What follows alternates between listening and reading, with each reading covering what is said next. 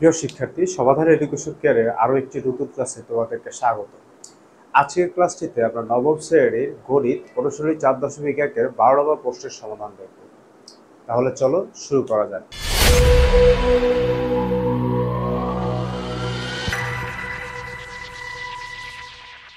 প্রথমে আমরা একটু আমাদের প্রশ্নটি দেখে নেব, যেখানে আমরা দেখতে পাচ্ছি যে আমাদের এই অংশ সমান প্রমাণ করতে বলতেছে এই অংশটি। তো আমরা জানি আমাদের যখন প্রমাণ করতে বলে যেটা দিয়ে আমাদের অঙ্ক করতে সুবিধা হবে আমরা সেটা থেকে শুরু করব। তো আমরা এখানে লেফট সাইড থেকে প্রথমে শুরু করব। তারপর যদি লেফট সাইড থেকে শুরু করি, আমাদের লেফট সাইডটা কি আছে সেটা আগে লিখে নেব। লেফট সাইড ইকুয়াল আমাদের এখানে আছে a to the power p plus q divide by a to the power 2r into a to the power q plus r divide by a to the power 2p। আবার এখানে বলতেছে a to the power r plus p divide by a to the power 2q। এটা হচ্ছে আমাদের left side. আচ্ছা, আমরা জানি ভিত্তিগুলো যদি ভাগ আকারে থাকে সেক্ষেত্রে কি করতে হয়? বিয়োগ করতে হয়। এটা করার সমাধান তোমরা দুইভাবে করতে পারবা। যেহেতু প্রত্যেকটা ভগ্নাংশ একে অপরের সাথে গুণ আছে, আমরা চাইলে কি করতে পারি, প্রত্যেকটা দাগের জন্য একটা দাগ দিয়ে দিতে পারি। এগুলো একে অপরের সাথে গুণ আছে, আমরা একসাথে লিখি a to r into a to p into a to q।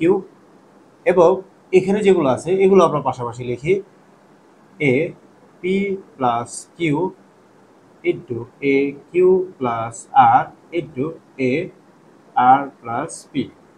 এবার একটি জিনিস খেয়াল করো, আমরা যদি প্রত্যেকটি এর জন্য একটি এ নেই, এখানেও যদি একটি এ নেই, তাহলে পাওয়ারগুলো কী হবে? যোগ হবে।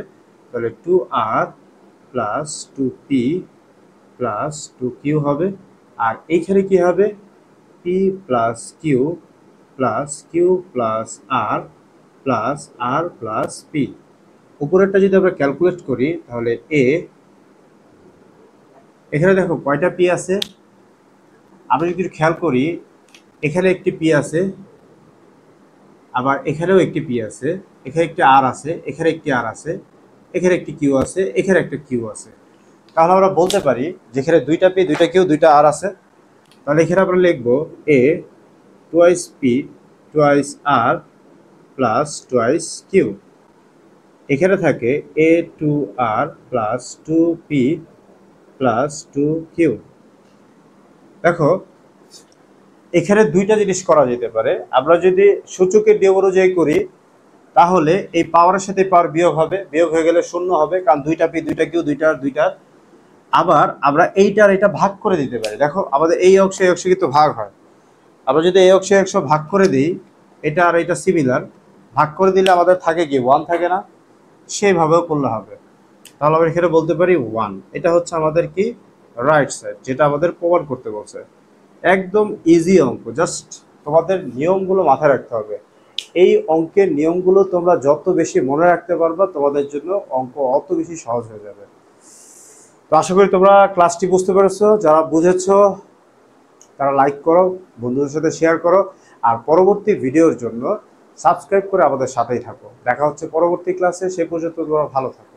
খোদা হাফেজ।